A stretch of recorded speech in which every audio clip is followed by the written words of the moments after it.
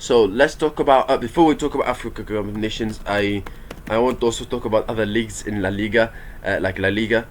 Espanyol against Barcelona. Barcelona win 2-0. Obviously, the Catalan derby between these two, and it's always quite heated between both of them. But yeah, like it was a game where it could have gone either way. I mean, Espanyol had some great chances to score. Barcelona had great chances to score. This game could have gone either way, and Barcelona won 2-0. But that game could have gone either way. Where Espanyol could have won it, Barcelona could have won it in a more secure or more like calm way than they did, where they had to score 2 goals in the last couple of minutes to win the game. But yeah, like it was a proper Catalan derby where it's a derby, both teams going for it, both teams fighting, trying to score, attacking, creating chances end to end. It was a proper derby, and Espanyol had some great chances. They should have Espanyol players would be kicking themselves for not taking the chance, because the amount of great chances they had. I mean, they'll be kicking themselves. But you have to give credit to the goalkeeper, Joan Garcia. That was a goalkeeping winning performance. Amazing performance from him. Absolutely. I mean, he was. Whenever he's played mostly for Barcelona, he's been absolutely fantastic. I mean, a few weeks ago, I think against Villarreal, he was fantastic in that game. Where Barcelona were not that great in that game as well. In this game, I mean, considering I think he used to play for Espanyol, and he obviously got stick from Espanyol fans, and it's a derby. He handled it fantastically well.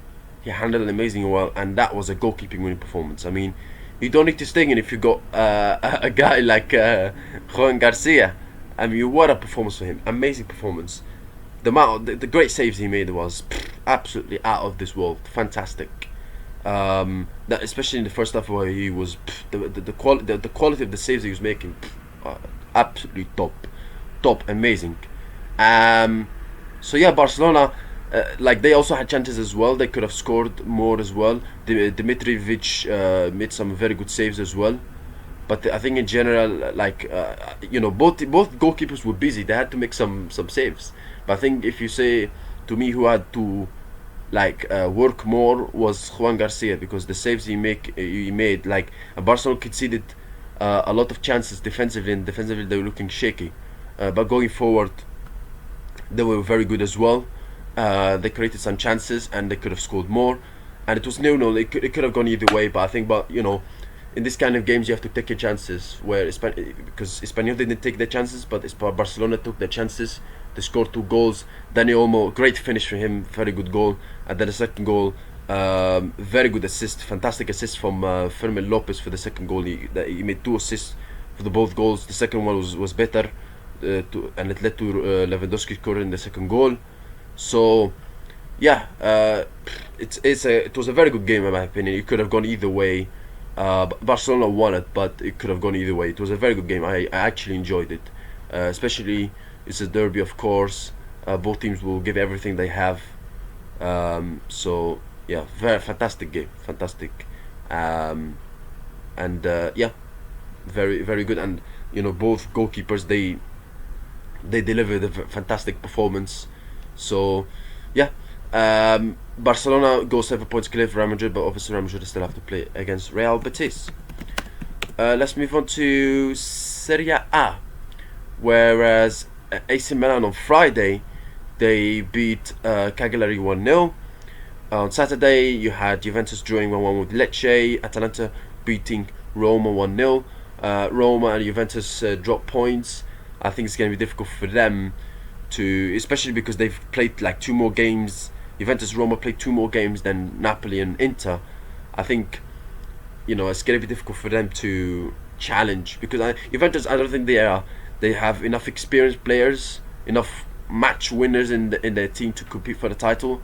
Roma, they've had a great start to the season, but in their recent form has been up and down.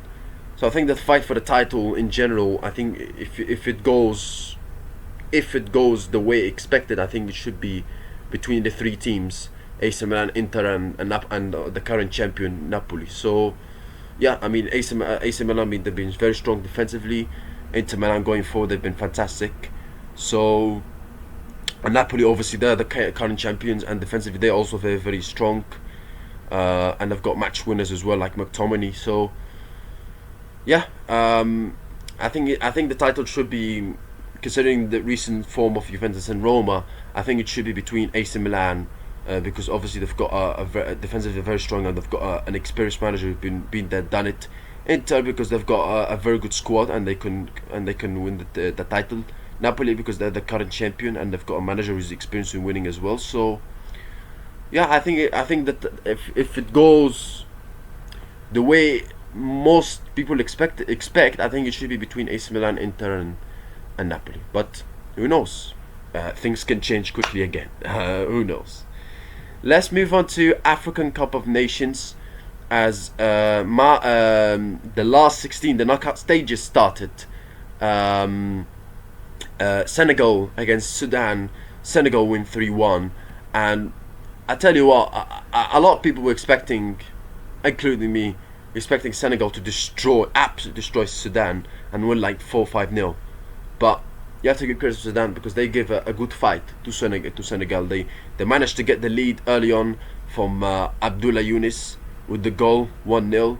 But then Senegal, they responded. You have to give credit to, I think this is something that Senegal needs, even though I would say they are, alongside Morocco, they are the best teams in Africa.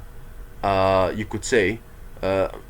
Can they win it? That's another debate, because knockout stages you need a bit of luck at the same time. But in terms of squads and the quality, I think they're the best in Africa, alongside Morocco, and you could say Algeria to some extent as well. So yeah, but like it's a kind of a wake up call that Senegal need, so it can help them for the quarterfinal, semi-final, and final against Tunisia, Mali, and maybe in the semi-final against Egypt or Cote d'Ivoire. So yeah, but at the same time, like Senegal, they respond really well despite being 1-0 down. They respond really well. They didn't panic. They scored the first goal, to make it 1-1 from Pt2, and the second goal, great finish, as also from Pt2 before half-time to make it 2-1. Sudan had a chance to equalise, at the start of the second half. They had a very good chance where Mendy made a very good save. Sudan had a great chance to make it 2-2. But then the third goal, Brahim Mboué scored the third goal, and that was like almost game over after that. So Senegal win 3-1.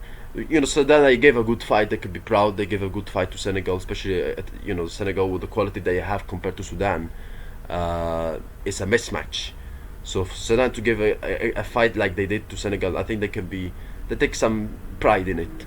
But Senegal, job done. They move on to the quarterfinals. Very good win, and a good way to come back despite they were 1 down at the start.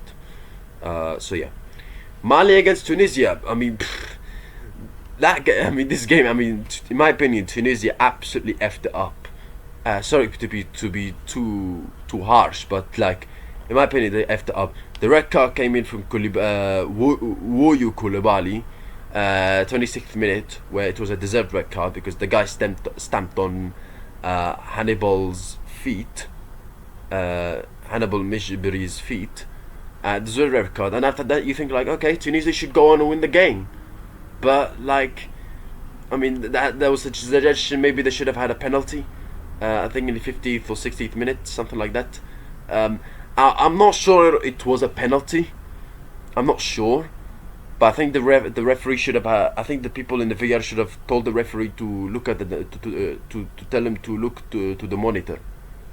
So it's I think it was kind of 50-50. So I don't know why the people of VR didn't ask the referee to go to the monitor, and instead they gave the yellow card from Hannibal Mejberi's yellow card for the dive, which I felt like it was a bit harsh because I don't think it was a yellow card. There was contact, but is it enough to warrant as a penalty? I'm not sure. So it's kind of 50-50 at the same time.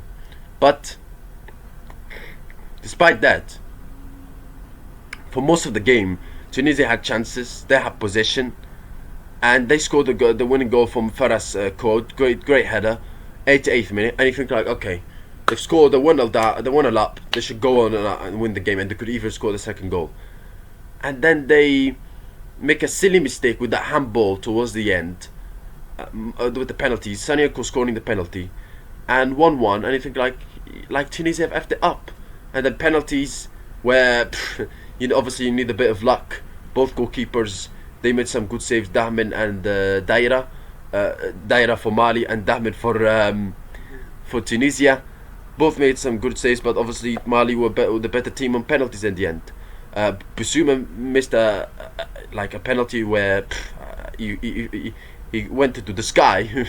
But yeah, after that, Mali came back and they won on penalties. But you still have to give credit to Mali, because despite they were down to 10 men, the manager of Mali, made some good tactical adjustments, where Mali had to defend and absorb pressure and soak up the pressure and defend really well.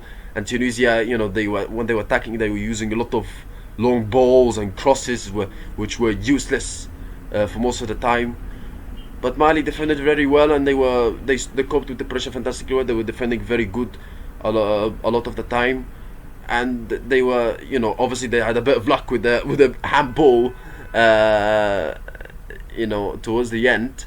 But still, of course, you need a bit of luck, especially when you're down to 10 men. You need a bit of luck, and Mali, they got reward for a bit of luck, because they defended really well. They fought really hard. They showed great spirit, great character, great fight, great togetherness and great spirit within the players of the team.